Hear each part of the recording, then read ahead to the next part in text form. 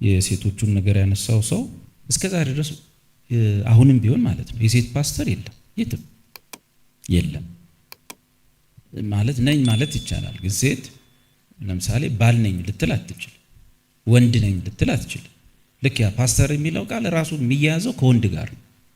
ስለዚህ ሴት ልጅ የቤተ ክርስቲያን መሪ፣ ሽማግሌ፣ ኦቨርሲር ምናምን እንደዚህ መሆን አትችልም። የተነሱት ምክንያቶች ደግሞ እነሱ አሁን የሚያነሱት አይደለም። ሴት እንደዚህ ያን ጊዜ አይደለም የተነሳው፣ ስነ ተፈጥሮ ነው፣ ፍጥረታዊ ነገር ነው የተነሳ፣ ስለ ፍጥረታችን ነው የተነሳ። ሪዝኖቹ በሙሉ ስነ ፍጥረታዊ ናቸው። አዳም ቀድሞ ተፈጥሯልና ሴቲቱ በኋላ ተፈጠረች። የተታለለው አዳም አይደለም፣ ሴቲቱ በመታለል ወደቀች። ከስነ ተፈጥሮ ጋር የሚስት ራስ ባል ነው፣ የባል ራስ ክርስቶስ ነው። እነዚህ ነገሮች ስንተዋቸውም ሲዘበራረቁ ምሽቱን ቀን ቀኑን ምሽት ለማድረግ መስራት ማለት ነው። ስለዚህ አንዳንድ ቸርች ሴት ፓስተሮች አሉ። እንደዛ ከሆነ ቸርቹ እስካሁን ድረስ ፓስተር የለው። የሆነ ቸርች የሆነች ፓስተር አለች፣ ኖ አይደለችምም። ቸርቹ ምስኪን ቸርች ነው፣ ፓስተር እስካሁን የለው። መጸለይ ያለባቸው እግዚአብሔር ፓስተር እንዲሰጣቸው እንጂ ሴት ልጅ ስነ ተፈጥሮን መጣስ አይቻልም።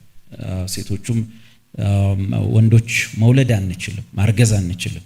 ያ ማለት ነው ሙሉ የተሰጠው ሐሳብ ለአንዳንዶች ይሰጣል የሚል የለም። ለአንዳንዶች የጸጋ ስጦታ አይሰጥም፣ ለእያንዳንዱ የጸጋ ስጦታ ይሰጣል። ከዛ የተወሰኑ ዋና ዋና ነገሮችን ያነሳል።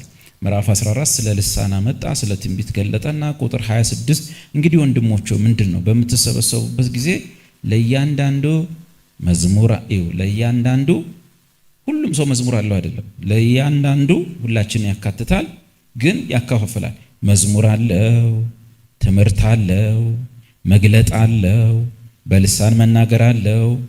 ጸጋ ስጦታዎች ውስጥ ገብቷል። መተርጎም አለው። ሁሉ ለማነጽ ይሁን ይላል። ስለዚህ እኔ ለምሳሌ አሁን የመዝሙር ግጥም ምናምን መስራት አልችልም፣ በጣም አልችልም። መዘመር ግን ወዳለሁ አይነት ነገር ግን እንደዚህ መጽሐፍ መድረሱን አልችልም። ደግሞ አሉ በአንድ ቀን 5-6 እነዚህ ሰዎች ጌታ ሰጥቷቸው ነው ብዬ ነው እንጂ ምለው ዘፋኞች በሚጽፉበት መንገድ በችሎታ ነው ይሄን የጻፉት ብዬ ለማመን ይከብደኛል። እዚህም ላይ ደግሞ ሲጻፍ መዝሙር አለው ምናምን ባለውስ ደግሞ መግለጥ አለው ማስተማር አለው ብሎ እንደ ጸጋ ስጦታ አስቀምጦታል። መዘመርን በተመለከተ ግን መዘመር ለጥቂት ሰዎች የተሰጠ ወይ ደግሞ እንዲዘምሩ የሚፈለጉት 2 ሰዎች አይደሉም፣ አንድ ሰው አይደለም። እዚህ ጋር ወጥቶ እንደዚህ ምንድነው ፐርፎርም ማድረግ እንደዛ አይነት ፐርፎርማንስ የማሳየት አገልግሎት ግን የለም። ሁላችንም እንድንዘምር ነው። የጥንት ቤተክርስቲያንም እንደዛው ታሪክ ስለነበረ ክርስቲያኖች ሁሉም እንዲዘምሩ ይፈለጋል። መዝሙሩን ግን ሁሉም ሰው እዚህ ውስጥ ሰርቶ መምጣት የሚችል ያለ አይመስለኝም። በተማርነው ትምህርት ላይ መዝሙር ሰርታችሁ ኑ ብል 2 ሰው ነው ነገ ሰርቶ ይመጣው። እነዚህን እግዚአብሔር አልሰጠንም ልንላቸው አንችልም። እግዚአብሔር የሰጠን ሰዎች ናቸው። መዝሙሩን ግን 2ቱ ብቻ እየዘመሩት መኖር አይችሉም። እኛ ለጋራ ጥቅም ነው፣ እኛ እንዘምረዋል።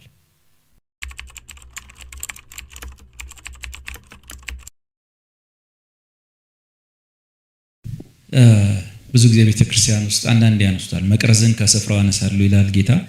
ስለዚህ እንዲማታረጉ እንዲምታደርጉ ጌታ የዘላለም ሕይወታችሁን ይወስዳል የሚል እንዴት አድርገው እንደተረጎሙት ባናቀም ማለት ነው።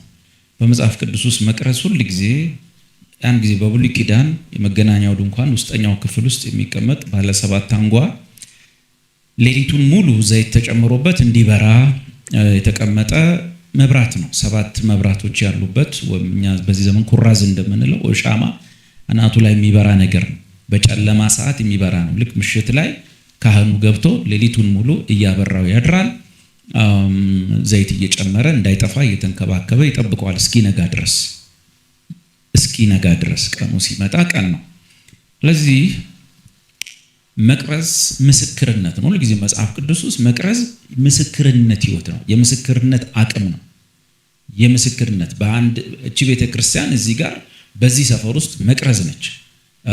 ሁሉም አጥቢያ በየሰፈሩ መቅረዝ ነው እና የምስክርነት አቅም ወይም ምስክርነት ነው። በጨለማው ላይ እንድናበራ እግዚአብሔር ፈቅዶልናል። እሱ ያው እግዚአብሔር ታላላቅ ብርሃን፣ አንድ ትልቅ ብርሃን ፈጠረ፣ ሌሎች ትንንሽ ብርሃኖች ፈጠረ። ትልቁ ብርሃን በቀን ላይ እንዲሰለጥን፣ ትልቁ ብርሃን ጌታ ኢየሱስ ነው፣ በእኛ ላይ በቀን ልጆች ላይ ሰልጥኗል። ትንንሾቹ ብርሃኖች ግን በሌሊት እንዲሰለጥኑ ይላል ቃሉ ዘፍጥረት ላይ። ስለዚህ እኛ ደግሞ በዚህ ጨለማ ዓለም ላይ የንጋት ኮከብ እስኪወጣ ብርሃን እስኪመጣ ድረስ መቅረዝ እንሆናለን።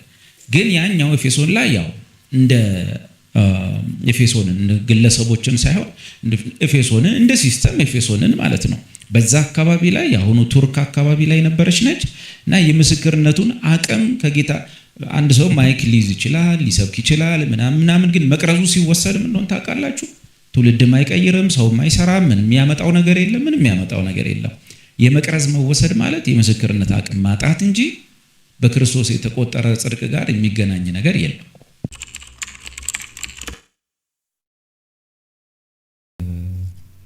እንግዲህ አሁን እሱ የሚለው አማዞን ጫካ ውስጥ ያሉ እዚህ ኢትዮጵያ ጥግ ላይ ያሉ ሰዎች እነሱ እንዴት ይሆናሉ የሚል ነው። ቁጥር ምዕራፍ 2 ቁጥር 12 ሮሜ ያለ ሕግ ኃጢአት ያደረጉ ሁሉ ያለ ሕግ ደግሞ ይጠፋሉ ይላል። ማለት ሕግ የተሰጠው እስራኤል አለ፣ ጫካ ያለ ደግሞ እግዚአብሔርን ማያውቅ ሕዝብ አለ። ያለ ሕግ ኃጢአት ያደረጉ ሁሉ ያለ ሕግ ደግሞ ይጠፋሉና ሕግ ሳላቸው ኃጢአት ያደረጉ ደግሞ እስራኤል ማለት ነው ሁሉ በሕግ ይፈረድባቸዋል። በእግዚአብሔር ፊት ሕግን የሚያደርጉ ይጸድቃሉ እንጂ ሕግን የሚሰሙ ጻድቃን አይደሉምና እስራኤል ሕግ ቢሰጠውም አይጸድቅም ነው። ሕግ የሌላቸው አሕዛብስ? ሕግ የሌላቸው አሕዛብ ከባህሪያቸው የሕግን ትእዛዝ ሲያደርጉ ማለት ጫካ ውስጥ የሚኖር ሰው የሰው ሚስት አይቀማም፣ በባህሪው ሕግን ያውቀዋል። ጫካ ውስጥ ያለ ሰው የሰው ገንዘብ አይሰርቅም። እንደውም እነሱ አይሰርቁም፣ ከዚህ ሕግ የተሰጠው ነው እንደውም የሚሰርቀው። እና ሕግን በራሳቸው ከባህሪያቸው ሕግን ትእዛዝ ሲያደርጉ እነዚያ ሕግ ባይኖራቸው እንኳን ለራሳቸው ሕግ ናቸውና እነርሱ ሕሊናቸው ሲመሰክርላቸው፣ ሐሳባቸው እርስ በርሳቸው ሲካሰስ ይሄ ነገር ልክ ነው አይደለም ሲል ማለት ነው፣ ወይም ሲያመካኝ በልባቸው የተጻፈውን የሕግ ስራ ያሳያሉ። ስለዚህ ጫካም ያለ ሰው በልብ ውስጥ ሕግ ተጽፎለታል፣ የሕግ ስራ ያሳያሉ። ይህም ይልና ፍርድ አፈጻጸሙን አሁን መቼስ ከላይ ይፈረድባቸዋል ብሏል። ፍርድ አፈጻጸሙ እንዴት ነው የሚሆነው ምናምን የሚለውን ግን ጳውሎስ እንደዚህ ብሎ ነው የዘጋው። እግዚአብሔር በኢየሱስ ክርስቶስ እኔ በወንጌል እንዳስተማርኩ በሰው ዘንድ የተሰወረውን በሚፈርድበት ቀን ይሆናል። እንዲህ አይነቱን ለማን እንተው? አቤት ያን ቀን እሱ በእነሱ ላይ በሚፈርድበት ቀን ላይ ይፈጸማል። እንዴት ነው አፈጻጸሙ? እንደው አያሳዝኑም ወይ ምናምን? ከሱ በላይ እንግዲህ ለፍጥረቱ ማዘን አንችልም። እንደ ዮናስ ለነነዌ ደረታችንን መድቃት አንችልም። እኔ የፈጠርኳቸው ሕዝብ አይደሉም ብሎ እግዚአብሔር ከዮናስ ይልቅ ለነነዌ ይቀናል። እና እግዚአብሔር በሚፈርድበት ቀን ላይ ይሆናል አፈጻጸሙ። ቁጥር 12 ላይ ይፈረድባቸዋል። አፈጻጸሙ እንዴት ነው? ቁጥር 16 መድኃኔዓለም ያውቃል አፈጻጸሙ ነው የሚለው። ዓለም አቀፋዊ ቸርች ማለት ካቶሎስ ማለት ነው። ካቶሊክ ማለት ምን ማለት ነው? የላቲኑ ቃል ካቶሎስ ማለት በዓለም ላይ ያሉ ኢየሱስ የእግዚአብሔር ልጅ እንደሆነ በማመን በወንጌል ያመኑ ሰዎች ሁሉ የት እንዳሉ አናውቅም። የተወሰኑት ኦርቶዶክስ ውስጥ ሊኖሩ ይችላሉ፣ ጴንጤ ቸርች ውስጥ ሊኖሩ ይችላሉ፣ ካቶሊክ ውስጥም ዳግመኛ የተወለዱ ሰዎች እንዳሉ እናምናለን። አናውቅም። ምክንያቱም እኔን ያስተማሩኝን ሰዎች ሳስብ በወንጌል አያምኑም። እኛ ኦርቶዶክስ ውስጥ ከነቀሚሳችን ነው በወንጌል ያመኑ። ቀሚሱን አድርገናል፣ ግን ዳግመኛ ተወልደናል። ስንባረር ነው ኦርቶዶክስ ያልሆን ነው እንጂ ባልተባረርን ሰዓት ኦርቶዶክስ ነን። እነዚህ ኦርቶዶክስ ውስጥም የተወለዱ ይኖራሉ። እነዚህን ሰዎች ጌታ ያውቃቸዋል። ጌታ የራሱ የሆኑትን ያውቃል። ስለዚህ ይሄ ሁሉ ማህበር ቻይናው፣ ጣሊያኑ፣ ኮሪያው ምናምን ባፕቲስት ቸርችም ሊኖር ይችላል። ሌላ ደግሞ ምን ውስጥ እንደሆነ ሉተራንም ሊኖር ይችላል። ያሉ ሰዎች በሙሉ ዓለም አቀፍ ይባሉና ግን ዓለም አቀፏ ቤተክርስቲያን አትታይም፣ ኢንቪዚብል ነች። ኮሪያውን አታየውም፣ አሁን ጣሊያኑን እዚህ ጋር አታየውም፣ ማይታይ ነው። እቺ ዓለም አቀፏ ቤተክርስቲያን ደግሞ በየሰፈሩ ትሰበሰባለች። የኢየሱስን ስም ለመግለጥ ማለት ስትሰበሰብ አጥቢያ ቤተክርስቲያን ትባላለች።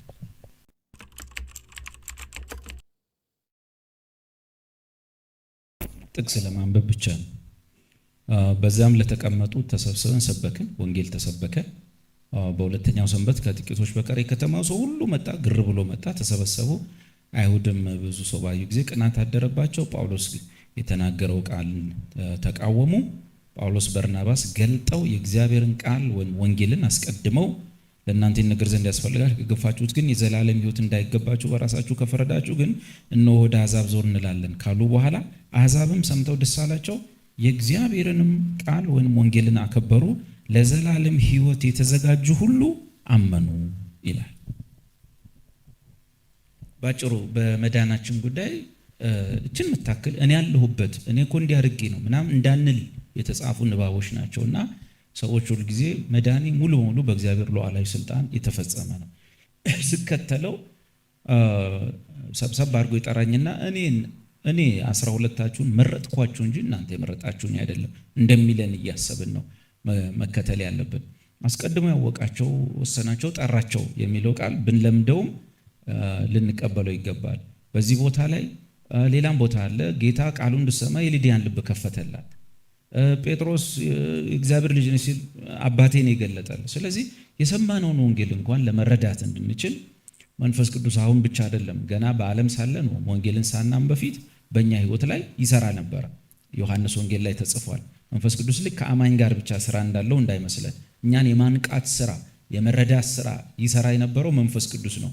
ዮሐንስ ወንጌል ላይ መንፈስ ቅዱስ በመጣ ጊዜ ዓለምን ክርስቲያኖችን ዓለምን ስለ ኃጢአታቸው ይወቅሳል። ስለ ኃጢአት ማለቴ በእኔም ስለ አለማመናቸው ነው ይላል። ስለዚህ ባለማመናችን በወንጌል ምክንያት የሚወቅሰን መንፈስ ቅዱስ ሲያነቃን ለመጣው ወንጌል ምላሽ እንሰጣለን። ከመጣን በኋላ እኔ እንዲያርጌ ነው እንደዚህ ጎበዝ ነበርኩ አስተዋይ ነበርኩ እግዚአብሔርን ስለምፈራ እንዳንል ጥንቃቄ ያስፈልጋል ማለት ነው። አባትነት ድርሻ አለው የአብነት ድርሻ አለው ከሚል ፈጽሞ አይደለም። በሥላሴ አካል ውስጥ አባት ልጅና ቅዱስ መንፈሱ የሚለው ወይም አብ ወልድ መንፈስ ቅዱስ የሚለው በዋነኛነት በስራ ድርሻ ነው። ሶስት አካላት ናቸው፣ አንድ አምላክ ነው። ውጤቱ አንድ ነው። የሚሰሩት ነገር መፍጠርም ቢሆን ማዳንም ቢሆን መፍረድም ቢሆን ግን የስራ ድርሻቸው የተለያየ። ለምሳሌ በመፍጠር ሂደት ውስጥ አብ ዘ ዲዛይነር ነው። የምናየውን ሁሉ ዲዛይን የአብ ዲዛይን ነው። ያ የአብ ዲዛይን እውቀት ግን የአብ የሆነ ሁሉ የወልድ ነው እና ወልድ ወይም ቃል ይናገረው ነበር። ይሁን ምድር ታብቅል ውሃው ይሰብሰብ ብሎ ቃል ያወራል። መጽሐፉ ምን ይላል? እግዚአብሔር አብ ዓለማትን በፈጠረበት በልጁ ተናገረን ይላል። ያንን ሲናገር ግን መሬት ላይ ሆኖ ቅርጽ ያስይዝ የነበረው ዘ ሪቪለር ማለት ነው ማን ነው? መንፈስ ቅዱስ ነው። የእግዚአብሔር መንፈስ ውሆች ላይ ሰፎ ነበር ይላል። ይሰበስባል፣ ያበቅላል፣ ወዘተ መንፈስን ትልካለህ ይፈጠሩማል ነው። ስለዚህ የአብን ዲዛይን የወልድና የመንፈስ ቅዱስ እውቀት ስለሆነ ቃል ይናገረዋል። ቃል ሲናገረው ደግሞ መንፈስ ቅዱስ ይገልጠዋል። በዛ ድርሻ ውስጥ ነው አባትነት፣ ልጅነት እና መንፈስ ቅዱስ የሚለው። ይሄኛው ግን የሕፃኑን ልጅ ዘመን ለማወቅ ነው። ሕፃኑ ተወልደዋል፣ እናት ይዘዋለች። ግን እሱ እንደኛ ሰሞኑን የመጣ ያልነበረ የመጣ አይደለም። እሱ የዘላለም አባት ነው። እሱ አስቀድሞ በዘላለም ውስጥ የነበረ ነው የሚለውን ለመግለጥ ነው ለልጁ ማብራሪያ የተጻፈ።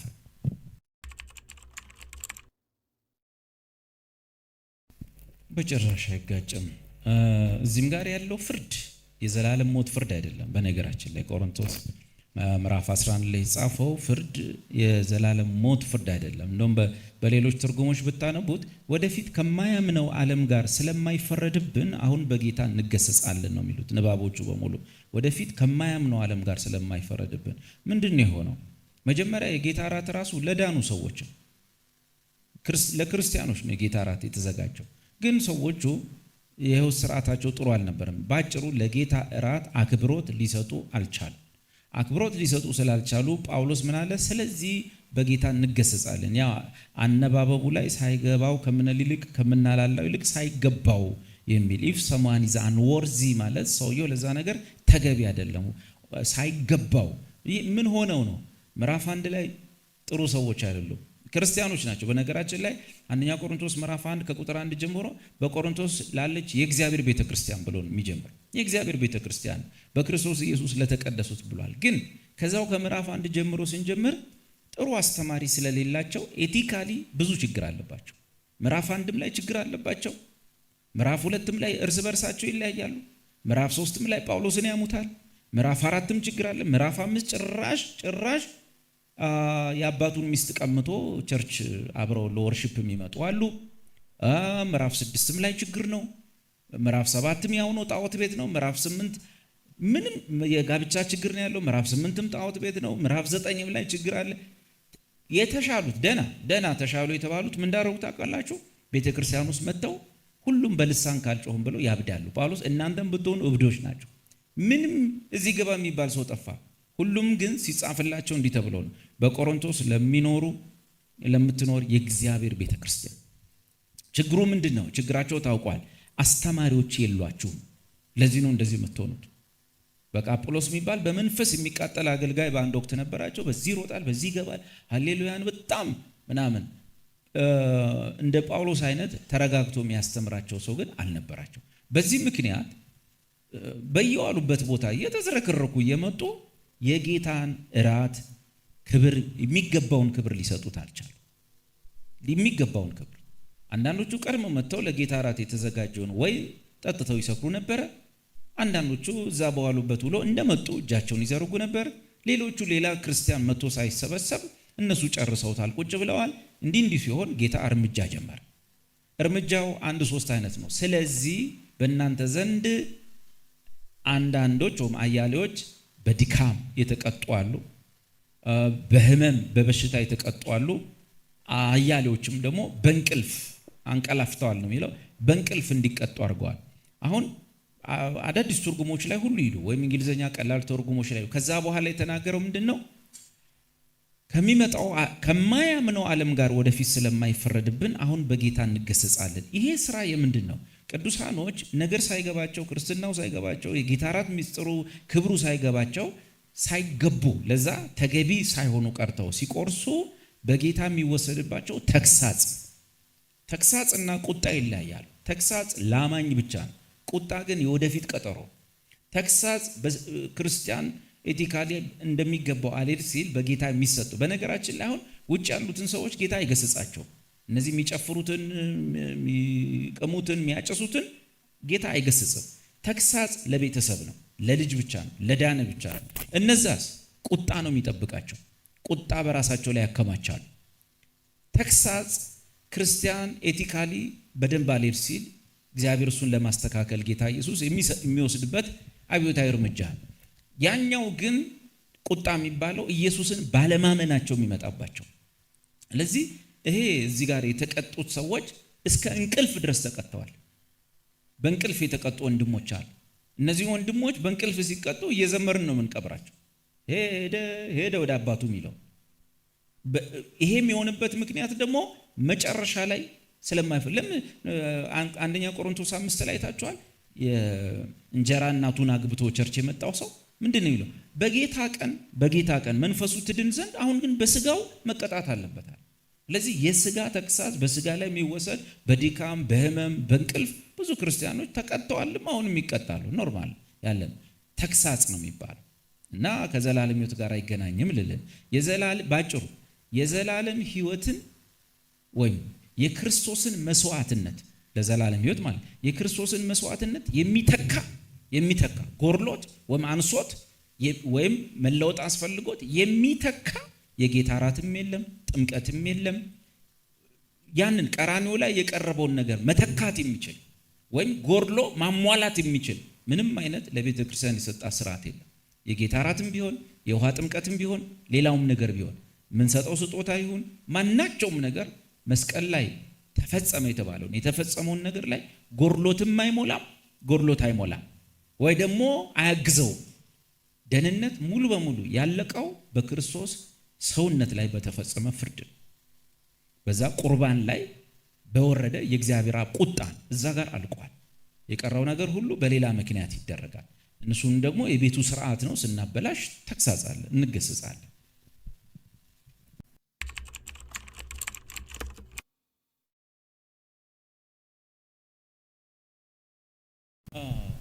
ስጋው ለሰይጣን እንዲሰጥ ፍርዴ ነው። በነገራችን ላይ በዛ ሰው ላይ ቤተክርስቲያን ተሰብስባ የወሰደችበትም ብያኔ ነው። ክርስቶስ ያው አብሮን ስለሚገኝ ማለት ነው።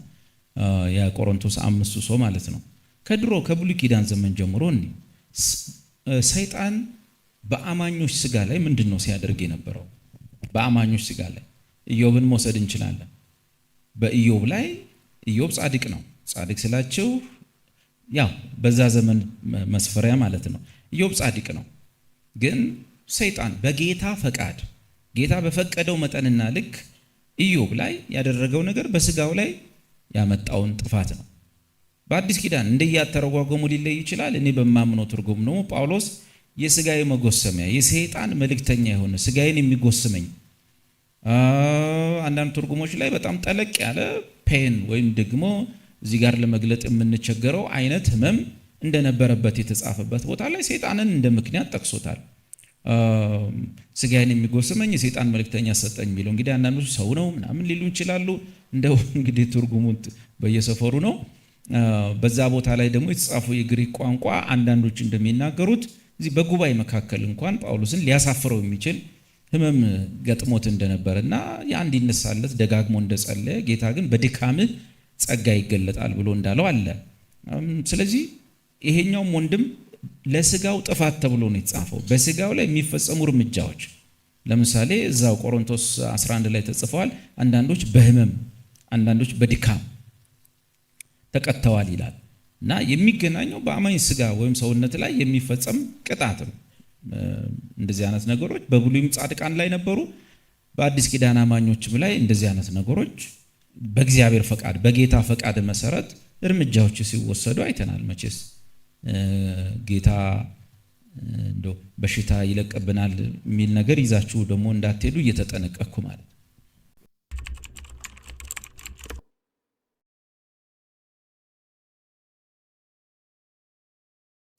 መቼስ ጥያቄ ስለሆነ እናስተናግደው እንጂ እንጸልይ ወይ ተብሎ አይጠይቅም። ክርስቲያን ስራው መጸለይ። በነገራችን ላይ ለታመመ ብቻ አይደለም ለጤነኛም እንጸልያለን። እርስ በርስ አንዳችን ለአንዳችን እንጸልያለን። እንኳን ታሞብን ወንድማችን ቀርቶ ማለት ሲታመም ምን አማራጭ አለ? አሁን እየተባለ ያለው ነገር መሰላችሁ እንኳን ታሞብን የታመመ ያውቀዋል። የታመመ ሰው ኧረ ጸልዩልኝ ብሎ ነው ያን ጊዜ አንጸልይም አይባል። እየተባለ ያለው ያን ጊዜ የፈውስ ወይም የመፈወስ ጸጋ ያላቸው ግለሰቦች ነበሩ። ግለሰቦች እንደ ጸጋ እንደ ማስተማር የተሰጣቸው እነዛ ወንድሞች በሆነ ሰዓት ላይ አገልግለዋል። ሐዋርያው ጳውሎስ ያን ሲያደርግ አይተናል። ሌሎችም ጴጥሮስም ወዘተ ሲያደርጉ አይተናል። እንደሱ እንደዛኛው ዘመን ዛሬ አሁን በእጁ ላይ ፈውስ ይዞ የሚዞር ሰው የለም። በእጁ እንደዚህ አንጠልጥሎ እዚህ ሰፈር የሚፈወስ አለ ወይ ደግሞ በተገኘ ቁጥር ተነሽና ተመላለሽ ወይም አልጋህን ተሸክመ የሚለው የለም ነው። ካለ ደግሞ አሳዩን ነው። ቢሞከርም እኮ አሁን እኮ ማሳያም የለም። እንደገና ያን ጊዜ አስቡ፣ በየሁሉም ቦታ ሐዋርያት በሄዱበት ቦታ ሁሉ ይሄ ነገር ነበር። ዛሬ ድፍን ሐዋሳ ላይ ፈልጉና እንዳሳዩ አልጋህን ተሸክመ ሂድ የሚል ወይ ደግሞ አንቺ ሴት ተነሽ የሚል ወይም እንደ ጳውሎስ እንዲህ ተመልክቶ ተነሳና ሂድ ያለው ወይም እንደነ ጴጥሮስ አንካሳው እየዘለለ ያለበት ለባጭ እንደሱ አይነት ግለሰብ በእጁ ላይ ፈውስ አንጠልጥሎ ወይም በኪሱ ፈውስ ይዞ በየቦታው መዞር የሚችል የለም። ዛሬ እግዚአብሔር አይፈውስም ወይ ነው ጥያቄ። ያው እግዚአብሔር ነው አሁንም ያለው። ሲጀመር እግዚአብሔር መፈወስ አይችልም ወይ ተብሎ አይጠየቅም። አይችልም የሚባል ነገር እግዚአብሔር ጋር የለም። እግዚአብሔር ይፈውሳል። ብዙዎቻችንን ጤናችንን ጠብቆልናል።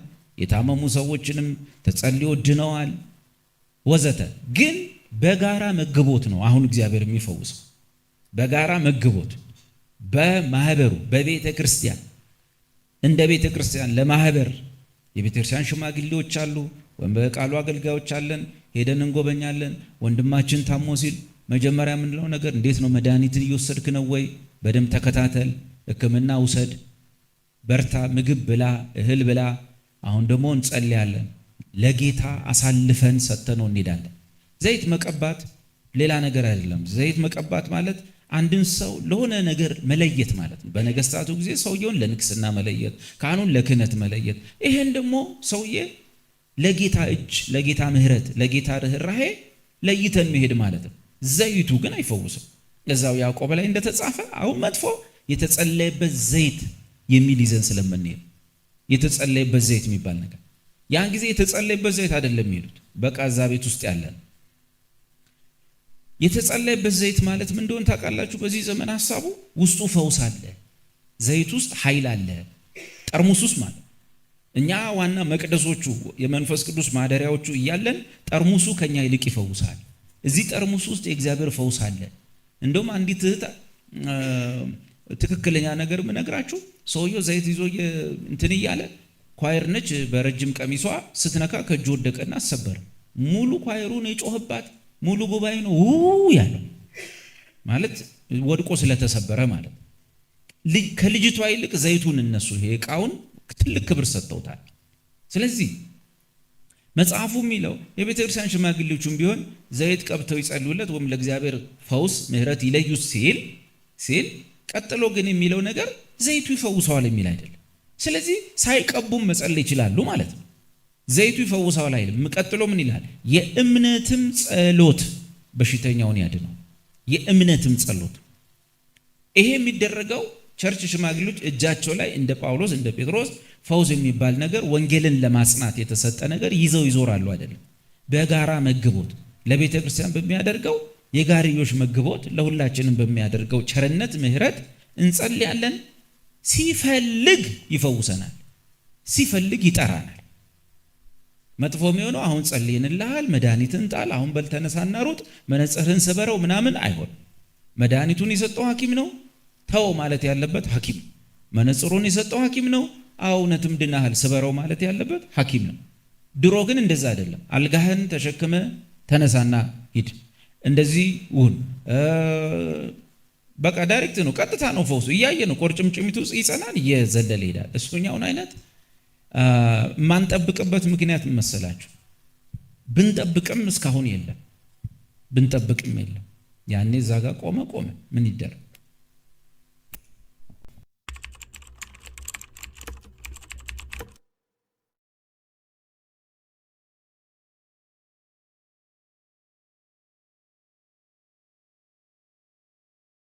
ሰፋ ለማድረግ እንደውም በአጠቃላይ ስተት ለሚያስተምሩ ሰዎች አጸልዩ ነው።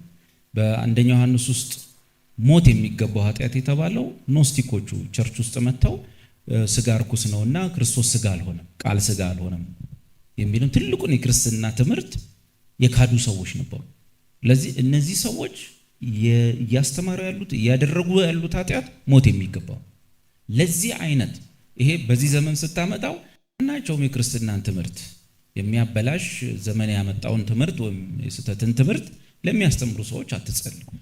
ሰዎች በህይወታቸው ይደክማሉ። ኤቲካሊ ድካም ይኖራል። በቤተሰብ፣ በፋሚሊ፣ በልጅ፣ በባልና ሚስት መካከል እንደዚህ ይላሉ። ወንድሞቻችን በድካማቸው ቤተክርስቲያን ትጸልያለች እግዚአብሔር ህይወታቸው እንዲቀይር።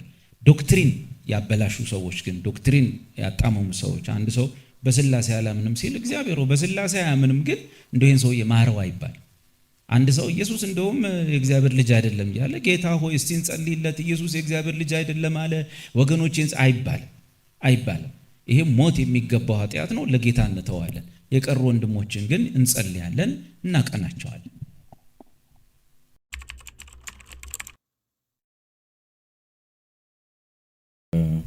እነዚህን መወሰን መጠራት ራሱ ያው ጸደቅን ነው አጸደቃቸው ነው።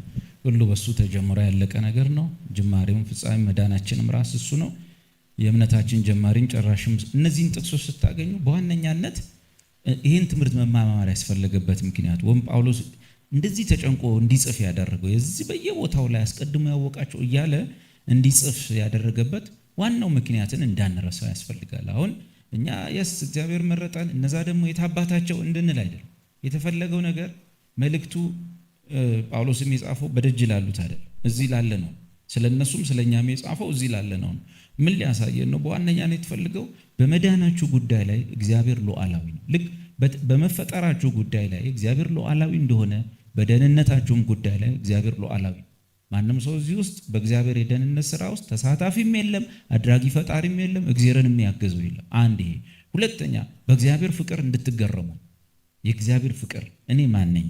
ዳዊት ከሜዳ ተነስቶ እንደዚህ አይነት ወንበር ላይ ነው ቁጭ ሲያደርገው እኔ ማን ነኝ አለ። እኛ ደግሞ ከሞት አንስቶ ከልጁ ጋር ሲያስቀምጠን የሚገርም ነው ብለን በእግዚአብሔር ፍቅር እንድንተማመን፣ ቀጥሎ ደግሞ ከሁሉም በላይ ያለ ስጋት እንድትኖር። ጳውሎስ ሮሜ 5 ላይ እንዳለ እዛ ገና እያለን ከልጁ ጋር ሕይወት የሰጠን ከዚህ በኋላ ከዳንማ በሕይወቱ እንድንዳለን ከሙታን እኮ ተነስቷል ኢየሱስ ከዚህ በኋላማ ልንጠፋ አንችልም ብለን ተረጋግተን እንድንኖር በእግዚአብሔር ፍቅር ላይ ልባችንን እንድናሳርፍ እንድንገረም ምክንያቱም እነዚህም በጻፈባቸው ንባቦች ላይ አንድ የሚጠቀመው ቃል አለ። እንግዲህ ምን እንላለን? ስለዚህ ነገር ምን እንላለን? የተፈለገው እንድንገረም ደስ የተሰኘን ክርስትናችን ነው። መመረጣችን እንዲገርመን፣ ሉዓላዊነቱ እንዲገርመን፣ እኛ ምንም እጃችን እንዳልገባ እሱና ልጁ በሰሩ ስራ ውስጥ እንዳልተሳተፍን እያወቀን እንድንኖር ይሄን ግብ እንዳትረሱ። እዛኛው ጋር እንዲና እንዲህ እነዛ እኛ እያልን ጳውሎስ በቃ አንተ ሰው ሆይ ብሎ ቅድም ስለጨረሰ ሸክላ ሰሪ አንዱን ለውርደት አንዱን ለክብር ይሰራዋል። ይሄ እሱ የልዑል ዕውቀቱ ነው፣ ሉዓላዊ ማዳኑ ነው። በዚህ ጉዳይ በሉዓላዊ ማዳኑ ላይ እግዚአብሔር አይከሰስ አይወቀስ ነው። ዋናው ነገር እንኳን ይሁዳን አላደረከኝ፣ እንኳን ጌታን አልሸጥኩ፣ እንኳን ጫካው ሄጄ አንገቴን አላነኩኝ፣ እንኳንም ከነ ጴጥሮስ ወገን አረከኝ ብለን እንድንኖር ነው። ግቡንና ዓላማውን እንዳንረሳ፣ በዛ ደስ መሰኘታችንንም እንዳናቆም፣ ልባችንንም እናሳርፍ። ትምህርቱ ግቡ ውጤቱ እሱ ነው ለማለት ነው። እየሰጋችሁ ዘመናችሁ እንዳትኖሩ ነው።